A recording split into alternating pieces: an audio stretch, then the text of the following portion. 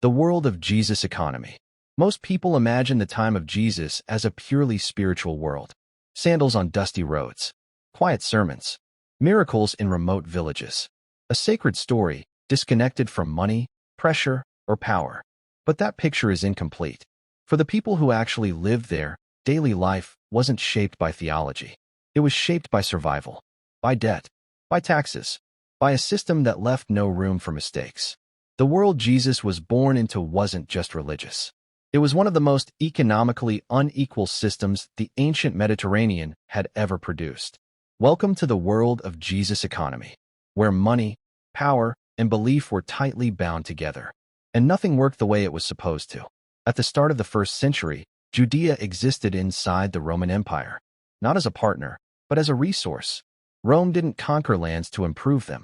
It conquered them to extract from them. The empire functioned like a machine. Wealth flowed inward. Grain, silver, labor, taxes, all pulled from the edges toward the center. Judea was one of those edges. And that mattered, because Judea wasn't rich. It was fragile, mostly rural, dependent on small agricultural plots barely large enough to survive. For most families, a single bad harvest didn't mean lower income. It meant hunger. Rome didn't care. Governance in Judea was outsourced. Local elites ruled with Roman approval. Kings like Herod the Great maintained control as long as revenue stayed reliable. After him, Roman prefects, men like Pontius Pilate, took over. Their responsibility wasn't justice. It wasn't prosperity.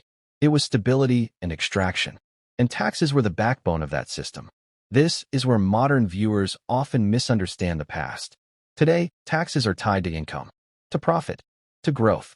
In Judea, taxes were owed regardless of outcome. You paid because you existed. Land taxes, produce taxes, head taxes, tolls on roads and markets. And on top of all that, religious taxes. Miss a payment, and consequences were immediate. There was no appeals process, no negotiation. Tax collection was outsourced to contractors, tax farmers, who paid Rome up front, then squeezed the population to recover their costs and generate profit. Abuse wasn't a failure of the system. It was the incentive.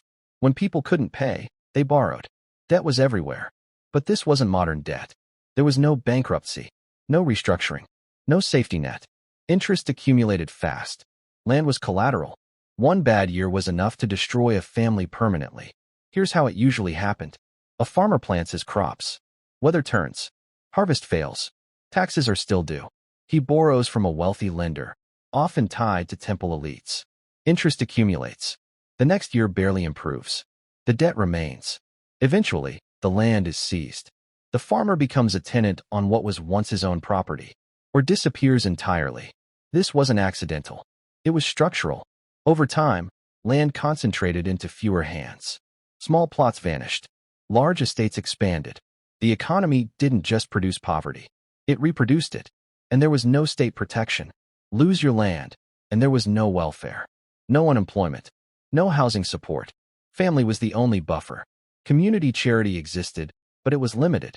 Debt wasn't just financial. It was social. Lose your land, and you lost your status, your identity, your future. This is the world Jesus was born into. And it's important to say this clearly. People weren't poor because they were lazy, or immoral, or cursed. They were poor because the system required them to be. Rome needed surplus.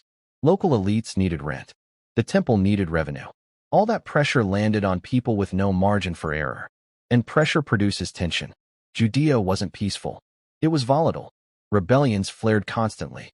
Banditry wasn't random crime. It was economic desperation. Movements promising relief, justice, reversal appeared again and again.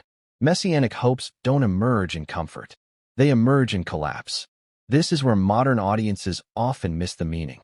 When people heard sermons about debt forgiveness, they didn't hear metaphors. They heard survival. When they heard talk of the poor, they didn't imagine abstract compassion. They imagined themselves. Forgiveness didn't mean emotional relief. It meant debt cancellation, release, escape. And escape was rare. Rome's system was efficient, not humane. It extracted wealth upward with precision. It tolerated suffering as long as order held. Stability mattered more than fairness. Revenue mattered more than lives. People worked harder and fell further behind. Growth didn't lift everyone. It lifted a few and buried the rest. And everyone knew it. There was no illusion that the system was fair. Only endurance, resentment, and hope that something might break the cycle. That hope is dangerous, because when systems grow this tight, even words can destabilize them. By the time Jesus begins speaking publicly, the pressure is already unbearable. This wasn't a backdrop. It was the engine. To understand why the economy felt inescapable, you have to look at the institution people believed would protect them. The temple. Today, the temple is imagined as purely religious. Prayer, sacrifice, spiritual authority. But economically, the temple was one of the most powerful financial institutions in the region. It wasn't just sacred. It was a treasury, a tax authority, a court. Every adult Jewish male paid a yearly temple tax. Not symbolic, not optional. And it had to be paid in a specific silver coin. That meant currency exchange. Fees, middlemen. Pilgrims paid to exchange money. Paid for approved sacrifices. Paid for access to forgiveness. Religion didn't replace Roman extraction, it sat on top of it. And here's the contradiction. Temple elites were deeply tied to Roman power. High priests weren't chosen by moral authority. They were approved for stability. So the institution claiming spiritual leadership also benefited from the same system impoverishing the people. And people noticed. When Jesus spoke about debt forgiveness, it wasn't abstract. When he spoke about release, it sounded like relief. When he spoke about the kingdom of God, people heard an alternative order. And then came the moment that changed everything. The temple disruption. Overturning the tables wasn't religious anger. It was economic confrontation. He wasn't attacking prayer. He was attacking monetized access to the sacred. That crossed a line. Rome tolerated critics. It tolerated teachers. What it didn't tolerate was instability. Jesus wasn't threatening Rome with armies. He was threatening legitimacy. And legitimacy matters. Within a generation, Judea exploded into revolt. By 70 AD, Jerusalem fell. The temple was destroyed. The treasury looted. The population shattered. Rome won militarily. But something else survived. Jesus hadn't built an army. He had challenged the story that made suffering feel inevitable. After the temple, communities formed around different assumptions. Shared resources, mutual aid, debt relief inside the group. Not revolutions. Parallel ways of living. Rome could crush rebellion. It struggled to crush meaning. And eventually, it absorbed it. That's the lesson. Systems don't fall because they're unjust. They fall when the stories that justify them stop working. If this changed how you see history, subscribe, not for belief, for understanding. History doesn't just explain the past.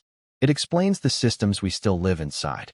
Thanks for watching my video, and all friends subscribe my YouTube channel. Your one subscribe can change my life.